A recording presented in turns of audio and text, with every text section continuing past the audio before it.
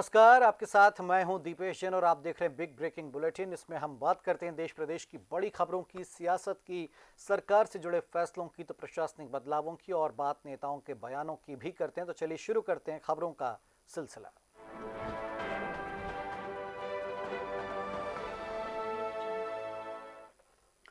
और चलिए सबसे पहले बात प्रधानमंत्री नरेंद्र मोदी के संबोधन की। हरियाणा में जीत के बाद प्रधानमंत्री मोदी ने कार्यकर्ताओं को भाजपा मुख्यालय पहुंचकर संबोधित किया और बड़ी संख्या में यहां भाजपा कार्यकर्ता पहुंचे थे जिन्हें प्रधानमंत्री नरेंद्र मोदी ने संबोधन दिया। और अपने संबोधन में उन्होंने कई बड़ी बातें कहीं।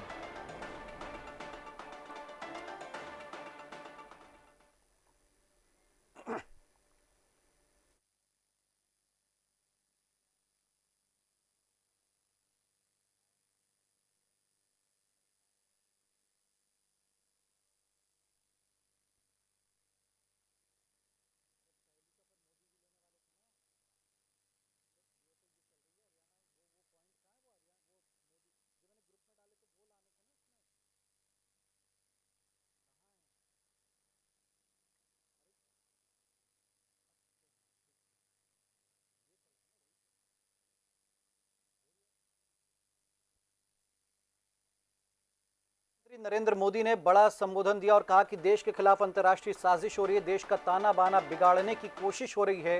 प्रधानमंत्री नरेंद्र मोदी ने यह भी कहा कि कांग्रेस जो है वो जातियों को लड़ाने का काम कर रही है। साथ ही साथ प्रधानमंत्री ने कहा कि कांग्रेस जाति के नाम पर जाति का जहर फैला रही है और कांग्रेस देश की छवि को खराब करी। उन्होंने कहा कि हरियाणा में कमल खिला नहीं खिलखिलाया है। ये भी उन्होंने बड़ी बात कही और कहा कि इस बार कांग्रेस को मुंहतोड़ जवाब दिया हरियाणा की जनता ने और विकास के नाम पर जनता ने हरियाणा में वोट दिया है। तो प्रधानमंत्री नरेंद्र मोदी का यह संबोधन, उन्होंने पहली बार इस तरह की बात कही कि देश के खिलाफ अंतर्राष्ट्रीय साजिश हो रही है और देश का ताना बाना बिगाड़ने की कोशिश हो रही है। इसके अलावा भी प्रधानमंत्री ने अपने करीब 1 घंटे के मैराथन संबोधन में कई बड़ी बातें कहीं।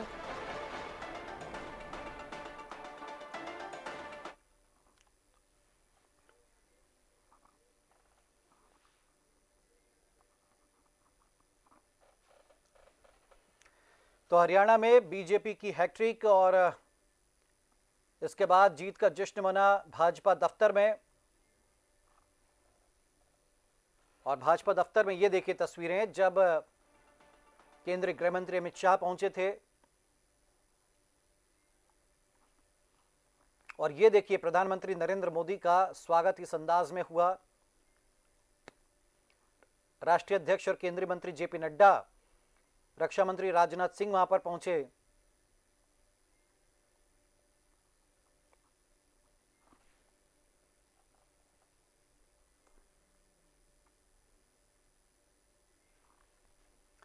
तो एक दूसरे को मिठाई खिलाकर जीत का जश्न मनाया गया।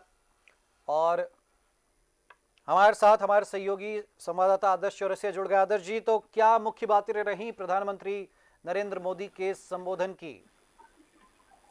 देखिए जीते जैसे ही मंच पर प्रधानमंत्री नरेंद्र मोदी पहुंचते हैं और वो सीधे तौर पे यहाँ दोनों ही राज्यों की जनता का पहले अभिवादन करते हैं। चाहे जम्मू कश्मीर में उनको जीत हासिल ना हो पाई हो, लेकिन वहाँ की जनता का भी उन्होंने अभिवादन स्वीकार किया और साफ तौर पर जनता को उन्होंने यहाँ पर धन्यवाद दिया है। दोनों ही राज्यों की जनता को उन्होंने धन्यवाद दिया है, चाहे जम्मू कश्मीर की हो या हरियाणा की हो। उन्होंने साफ तौर पे कहा कि हरियाणा की जनता ने सिद्ध करके दिखा दिया है कि किस तरह से आखिर जो है जनता का रुझान बीजेपी के पक्ष में है। वहीं जम्मू कश्मीर की जनता को भी धन्यवाद देते हुए उन्होंने कहा है कि हम हर जनता के दिल में हैं।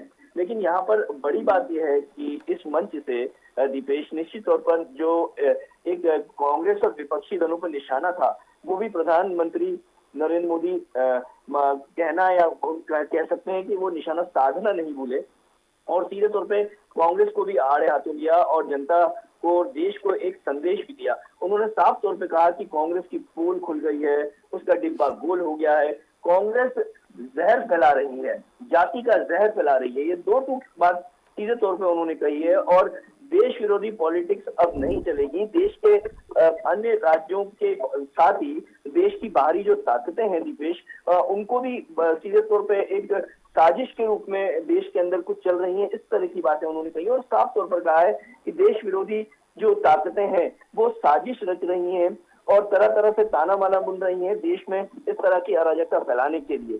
तो कह सकते हैं दीपेश की जिस तरह से पूरा का पूरा रिजल्ट आया है, एक और हरियाणा को लेके प्रधानमंत्री उत्साहित थे, वहीं जम्मू कश्मीर में भी उन्होंने कहा है कि दशकों बाद पहली बार इस जगह पे शांतिपूर्ण चुनाव हुआ है। ये भारत के संविधान की जीत है, ये भारत के लोकतंत्र की जीत है। जम्मू कश्मीर के लिए ये बातें कही, जबकि उन्होंने साफ तौर पर कहा कि हरियाणा में गीता की धरती पर सत्य की विजय हुई है। तो ये जो वो पॉइंट्स हैं उनके, और सीधे तौर पे उन्होंने यहाँ पे जनता को इसके लिए पूरा जीत का श्रेय दिया, कार्यकर्ताओं को जीत का श्रेय दिया, वहीं अपनी टीम को जीत का श्रेय दिया। लेकिन इस बड़े मंच से एक जो बड़ी बातें हैं, विपक्ष पर निशाना जो कांग्रेस पे साधा है, कांग्रेस जाति का जहर फैला रही है देश के अंदर, और कई ताकतें ऐसी हैं जो देश विरोधी देश के अंदर लगी हुई हैं, जो भारत को अंतर्राष्ट्रीय स्तर पर भारत की छवि खराब करने की कोशिश कर रही है और उसके खिलाफ साजिश और षड्यंत्र रच रही हैं। तो दीपेश कह सकते हैं बड़ा मंच, लेकिन इसके बावजूद एक देश को भी संदेश यहाँ पर मोदी ने दिया है। लेकिन जनता जो दोनों जगह की है, उन्होंने ये नहीं कहा कि हम सिर्फ हरियाणा ही जीते हैं, हम जम्मू कश्मीर में पीछे रह गए। उन्होंने साफ तौर पे कहा हरियाणा हम जीते हैं, यहाँ की जनता को हम साधुवाद देते हैं। लेकिन दोनों ही जगह जहां चुनाव हुए हैं, चाहे वो जम्मू कश्मीर हो या हरियाणा हो, दोनों ही राज्यों की जनता के हम दिल में बसे हैं। बिल्कुल। इसके अलावा उन्होंने ये कहा, एक नया कह सकते हैं कि मुद्दा छेड़ा है कि देश के खिलाफ अंतर्राष्ट्रीय साजिश हो रही है। क्या लगता है आदर्श जी कि ये बात अब बहुत दूर तक जाएगी अगर प्रधानमंत्री ने इस तरह की बात कही है तो? बिल्कुल दीपेश, क्योंकि कहने वाले प्रधानमंत्री हैं, आप ये भी देखिए, और इतने बड़े मंच से जब देश पूरा उनको आज देख रहा है, जीत का एक जश्न बीजेपी मना रही है, और बीजेपी के मुख्यालय से वहां उस मंच से प्रधानमंत्री जब ये बात कहते हैं तो इसमें कहीं ना कहीं गंभीरता से इस बात को लेना भी चाहिए। लेकिन इस बयान को विपक्षी दल किस तरह से लेते हैं, क्योंकि इस पे राजनीति होना लाजमी है। क्योंकि जिस तरह से हमने देखा है कि अभी पिछले कुछ दिनों में राहुल गांधी जब गए थे, बाहर गए थे, और वहां जिस तरह से वो बयान देकर आते हैं, तो उसको भी बीजेपी ने यही बुनाया था कि राहुल गांधी देश की छवि बाहर जाकर खराब करते हैं। तो कह सकते हैं दीपेश, और क्या सकते हैं, बीजेपी की ओर से ये बातें सामने आएंगी, क्योंकि जिस तरह से देश में माहौल बनाया जा रहा है और ये अंतर्राष्ट्रीय स्तर पे उसके पीछे कई ताकतें हो सकती हैं। तो आने वाले दिनों में, या यूं कहें कि इस बयान के बाद, प्रधानमंत्री मोदी के इस बयान के बाद कि देश के खिलाफ साजिश चल रही है, अंतर्राष्ट्रीय स्तर पर साजिश चल रही है, निश्चित तौर पर अब कांग्रेस और बीजेपी इस मामले को लेकर या इस बयान को लेकर देखिए सीधे, क्योंकि पीएम ने कहा कि कांग्रेस के चट्टे बट्टे ही इसमें शामिल हैं, तो हमें लगता है कि अब जरूर कांग्रेस इस पर पलटवार करेगी और बात कहां तक पहुंचती है देखना दिलचस्प रहेगा। शुक्रिया आदर्श जी हमारे साथ इस चर्चा में जुड़ने के लिए। तो प्रधानमंत्री नरेंद्र मोदी का बड़े दिनों बाद बड़ा बयान, और सीधे तौर पर उन्होंने कहा कि अंतर्राष्ट्रीय साजिश हो रही है देश के खिलाफ, कांग्रेस के चट्टे बट्टे इसमें शामिल है। उन्होंने कहा कि कांग्रेस जाति के नाम पर जहर फैला रही है, लोगों को लड़ा रही है, लेकिन हरियाणा की जनता ने विकास के लिए भाजपा को वोट दिया है।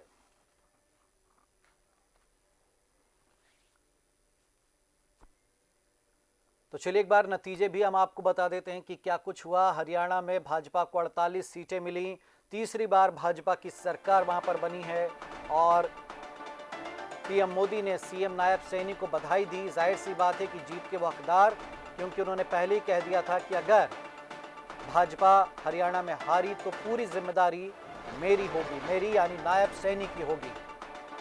और बहुत कम वक्त उनको मिला था, लेकिन हरियाणा की जनता के दिल में जो गुस्सा था या नाराजगी थी, उसको नायब सैनी ने दूर करके दिखाया। हमारे साथ रवि अवस्थी जी जुड़ गए। रवि जी, तो हरियाणा में बीजेपी की हैट्रिक, हालांकि कांग्रेस इस हार को नहीं पचा पा रही और कह रही कि हमें हार स्वीकार नहीं है, लेकिन वाकई राजनीतिक विश्लेषक क्या कह रहे हैं, आखिर ये करिश्मा कैसे हुआ?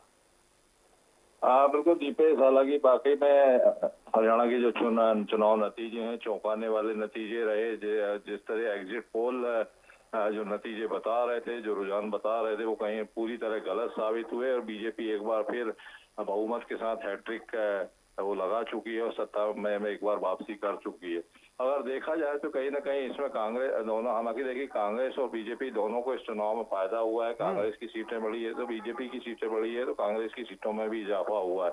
लेकिन निश्चित तौर पर अगर कांग्रेस नुकसान में रही तो उसकी कई बड़ी वजह जो है उसकी स्ट्रेटजी रही, जो उसने आम आदमी पार्टी के साथ एक तो गठबंधन नहीं किया। आम आदमी पार्टी जो है वो कई सीटों पर त्रिकोणीय मुकाबला उसने पैदा करा, इसका नुकसान कहीं ना कहीं कांग्रेस को उठाना पड़ा।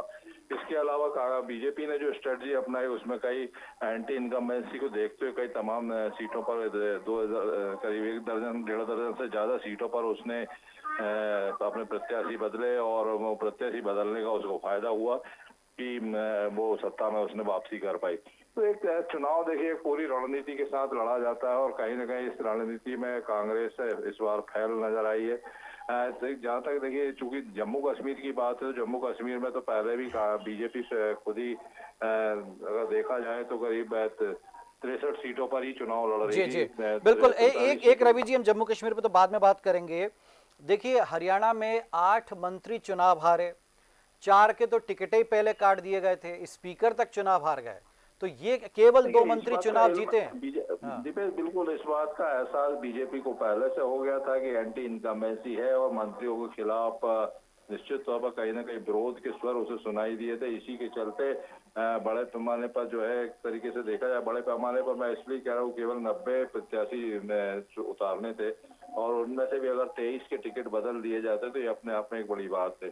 तो ये 23 के टिकट बदले, हालांकि बावजूद इसके देखिए 6 मंत्री चुनाव हारे, तो जाहिर बात है कि निश्चित तौर पर पार्टी जो है कहीं ना कहीं उन प्रत्याशियों के आगे मजबूर नजर आई, जिसके चलते वो उनके टिकट नहीं बदल पाई। लेकिन बावजूद इसके चूंकि एक बार सत्ता में फिर वापसी हो चुकी, तो अब ये तमाम जो कमियां हैं, जो खामियां हैं, वो कहीं ना कहीं गौण हो जाती है, क्योंकि सत्ता में वापसी करना एक महत्वपूर्ण उपलब्धि बीजेपी कही जा सकती है। लेकिन बावजूद इसके देखिए एंटी इनकम्बेंसी का एहसास तो बीजेपी को भी पहले से था, इसके चलते ही उसने इतनी बड़ी संख्या में टिकट काट के नए प्रत्याशी खड़े करे। क्या कांग्रेस जो हार को नहीं स्वीकार कर पा रही, उसके पास कोई कारण है, या केवल बेवजह, या उसके लिए वाकई एक बहुत बड़ा झटका इसीलिए वो उसको नहीं सहन कर पा रही, और जो मुद्दा उठा रही है, क्या लगता है ये विवादित होगा, आगे बढ़ा पाएगी कांग्रेस इस मुद्दे को? नहीं दीपेश, मुझे तो नहीं लगता, क्योंकि देखिए इलेक्शन कमीशन ने बहुत फेयर चुनाव कराए हैं, और तमाम जो परिणाम आए हैं वो काउंटिंग हुई है, बिल्कुल पारदर्शिता के साथ हुई है। अब बावजूद इसके चूंकि जो हारता है वो तो इस तरह के आरोप लगाता ही है, और आप देखिए कि सुबह जिस तरीके के आरोप जयराम रमेश और पवन खेड़ा ने लगाए, काफी हास्यास्पद थे। उन्होंने चुनाव आयोग को केवल ये आरोप लगा डाले कि भाई वो अपने काउंटिंग के जो रुझान की जो आंकड़े हैं वो बहुत स्लो अपडेट कर रहे हैं। मतलब ये कोई आरोप नहीं होता, क्योंकि सरकारी काम अपने हिसाब से होता है। तो वो टीवी चैनल देख के कोई अपने आंकड़े अपडेट नहीं करता है, उनका एक सिस्टम होता है सरकारी काम करने का। तो वो सिस्टम के तहत आप स्वाभाविक तौर पर अब उसमें अगर स्लो अपडेट हो रहे थे तो उससे कोई काउंटिंग पर तो असर पड़ नहीं रहा था, लेकिन बेहद हास्यास्पद टाइप के आरोप सुबह सामने आए। इसका इलेक्शन कमीशन ने खंडन भी किया कि नहीं, नियमानुसार जो है वेबसाइट अपडेट की जा रही है। तो कहीं ना कहीं ये जो कांग्रेस का, मुझे लगता है हार का चूंकि एहसास कांग्रेस को देखिए पहले दूसरे दौर के काउंटिंग के बाद ही हो चला था, क्योंकि जिस तरीके शुरुआती रुझान में उसको बढ़त मिली, और उसके बाद एकदम 9:30 बजे के बाद जो पासा पलटा, तो फिर कांग्रेस लगातार पिछड़ती चली गई। तो वही एक कहीं ना कहीं खींच का नतीजा मुझे लगता है कि जो आरोप अब सामने आ रहे हैं वो दोपहर में भी इसी तरह के जो आरोप आए थे उस पर भी वाकई में हैरत वाले आरोप थे, और अब जो आरोप है वो भी निश्चित तौर पर कहीं ना कहीं वो खींच का नतीजा है। जो चुनाव वो हारी जिसकी वो उसे उम्मीद थी। और सबसे बड़ी बात यह है कि देखिए हरियाणा चुनाव का जो बड़ा असर कहीं ना कहीं देश की राष्ट्रीय राजनीति पर भी होगा, और इसमें एक बार फिर सवाल खड़े हो रहे हैं, क्या राहुल गांधी की स्वीकारता देश में नहीं हो पा रही, क्योंकि देखिए 3 राज्यों तक कांग्रेस सिमटी हुई है, चौथे राज्य में उसे उम्मीद थी हरियाणा से, लेकिन वहां पर भी उसे निराशा का सामना करना पड़ा। तो ऐसी स्थिति में स्वाभाविक तौर पर अगर आप बेहतर रणनीति बनाकर चुनाव नहीं लड़ते तो उसके परिणाम इसी तरह होते हैं। जी जी, चलिए शुक्रिया रवि जी हमारे साथ इस चर्चा में जुड़ने के लिए। तो हरियाणा में भाजपा ने समय रहते अपना घर ठीक किया, कई मंत्रियों के टिकट काटे, बावजूद उसके आप देखिए लोगों में नाराजगी मंत्रियों के प्रति थी, भाजपा के प्रति नहीं थी, इसीलिए मंत्रियों को जरूर हराया, लेकिन 22% नई सीटें भी भाजपा को जिताई हैं। और चलिए बात करते जम्मू कश्मीर की। वहां से जरूर कांग्रेस को थोड़ी सी कॉलर ऊंचा करने का मौका मिला कि भाई हम भी देखिए जीते हैं, भले ही वहाँ पर नेशनल कॉन्फ्रेंस मुख्य दल था और उसने सबसे ज़्यादा सीटें जीती, भाजपा ने भी अच्छा प्रदर्शन किया, अपनी सीटें बढ़ाई, लेकिन जो जम्मू कश्मीर में सरकार बनाने का सपना था वो उसका भी अधूरा ही रहेगा।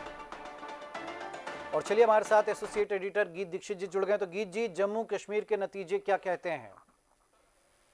देखिए, स्वाभाविक तौर से बड़ी बात है, क्योंकि अगर 15 या 17 सीटों पर रहते हैं और उसके बाद आप सीधे 42 सीट पे आते हैं, ये अलग बात है कि मैंडेट के तौर पर आपके पास सीटें नहीं है।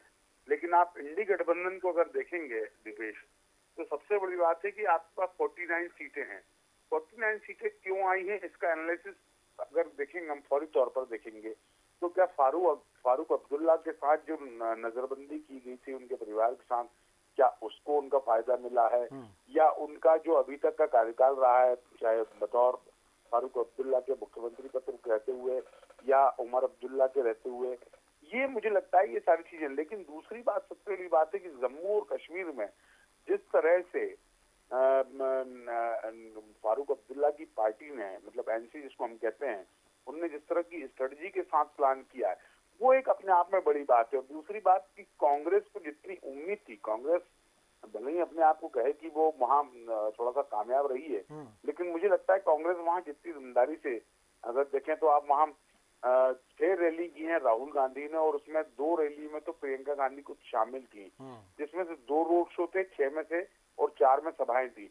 लेकिन बावजूद उसके उनको उतनी सफलता नहीं मिली। लेकिन फारूक अब्दुल्ला और उमर अब्दुल्ला को लेके तो उनके पिता फारूक अब्दुल्ला खुद कह चुके हैं कि वो मुख्यमंत्री बनने वाले हैं। तो मुझे लगता है जम्मू कश्मीर में ये एक थोड़ा सा परिवर्तन सोचने वाली बात है, जबकि भाजपा लंबे समय से इस पर काम कर रही थी और इस दिशा में पूरा रणनीति तैयार करके बैठी थी, लेकिन बावजूद उसके वो सकारात्मक परिणाम उसको नहीं मिले हैं। ये सोचने वाली बात है। और दीपेश, सबसे बड़ी बात है पीडीपी को जिस तरह का नुकसान हुआ है, और बहुत लंबा नुकसान हुआ है पीडीपी में, मतलब उनकी महबूबा की जो बेटी हैं वो खुद चुनाव हार गई हैं। ये अपने आप में बड़ी बात है कि पीडीपी को भी सोचना पड़ेगा कि महबूबा जो डिप्लोमेटिक की राजनीति करती, जो लगातार एनालिसिस हम लोग देख रहे हैं कि डिप्लोमेटिक की राजनीति उनके लिए शायद मुझे लगता है नुकसान कारक रही है, और यही कारण है कि जम्मू में इंडी गठबंधन को ज्यादा मजबूती मिली। और दूसरी बात, जो अरविंद केजरीवाल की पार्टी, मतलब आपने वहां खाता खोला है, ये अपने आप में बड़ी बात है। जी। चलिए, बहुत शुक्रिया गीत जी हमारे साथ इस पूरी चर्चा में जुड़ने के लिए।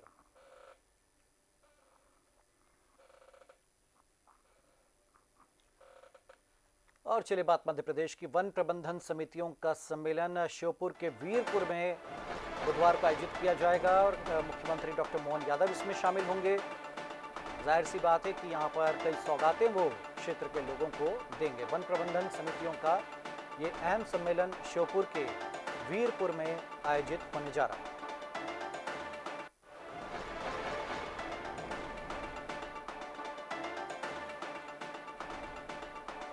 तो मुख्यमंत्री डॉक्टर मोहन यादव कल श्योपुर के दौरे पर रहेंगे। और चलिए इस खबर पर हमारे साथ एग्जीक्यूटिव एडिटर महेंद्र विश्वकर्मा जुड़ गए। महेंद्र जी, क्या पूरा आयोजन रहने वाला है? श्योपुर में सीएम साहब पहुंचेंगे? बिल्कुल, देखिए दीपेश, सबसे अहम बात है कि मुख्यमंत्री डॉक्टर मोहन यादव कल जो है ग्वालियर चंबल अंचल के दौरे पर रहेंगे। श्योपुर के अलावा भी उनके कई कार्यक्रम हैं, लेकिन श्योपुर में एक मुख्य कार्यक्रम है जो वन प्रबंधन समितियों के सम्मेलन से जुड़ा हुआ है, और उसको डॉक्टर मोहन यादव संबोधित करेंगे। और उसके अलावा उनके साथ जो है बीडी शर्मा, जो प्रदेश अध्यक्ष है भारतीय जनता पार्टी की, उनकी भी मौजूदगी रहने वाली है। यहाँ वन प्रबंधन समितियों की हम बात करें तो देखिए, जल जंगल जमीन का अधिकार पहले ही भारतीय जनता पार्टी की सरकार जो है वन प्रबंधन समितियों के साथ साथ जनजातीय वर्ग को दे चुकी है। और इससे 2 और पहलू जुड़ते हैं कि वन प्रबंधन समितियों में सबसे अहम रोल होता है तेंदुपत्ता संग्राहकों का, और जो बाकी के अन्य जो वन्य उत्पाद होते हैं उनसे रिलेटेड जो काम होते हैं उनसे। तो डॉक्टर मोहन यादव उनके लिए कुछ घोषणाएं भी करेंगे श्योपुर में जाकर। और श्योपुर अभी पूरी तरह से फोकस्ड में है, क्योंकि देखिए श्योपुर के विजयपुर में चुनाव भी हैं, तो निश्चित तौर से इसको राजनीतिक लिहाज से भी देखा जाएगा और बाकी विकास उन्मुखी भी देखा जाएगा। क्योंकि जब वन प्रबंधन समितियों को सौगातें देंगे मुख्यमंत्री डॉक्टर मोहन यादव, तो निश्चित तौर से उनको और सशक्त बनाने की दिशा में जी। जो सरकार के प्रयास हैं उनको जो है बल मिलेगा। तो हम ये कह सकते हैं कि डॉक्टर मोहन यादव बहुत सारी घोषणाएं उनके लिए कर सकते हैं, कुछ उनको राशि वितरण भी सिंगल क्लिक के माध्यम से कर सकते हैं वन प्रबंध समितियों को। तो कल के कार्यक्रम में ये अहम रहने वाला है कि वन प्रबंध समितियों को सशक्त बनाने की दिशा में सरकार का एक और कदम इसको कह सकते हैं। शुक्रिया महेंद्र जी इससे पूरी जानकारी के लिए। तो वीरपुर जाएंगे मुख्यमंत्री डॉक्टर मोहन यादव और वहां पर एक बड़े सम्मेलन में शिरकत कर वो हितग्राहियों को कई सौगातें देंगे। चलिए तो इस बुलेटिन में फिलहाल इतना ही। आप देखते रहिए डीएनए न्यूज़। नमस्कार।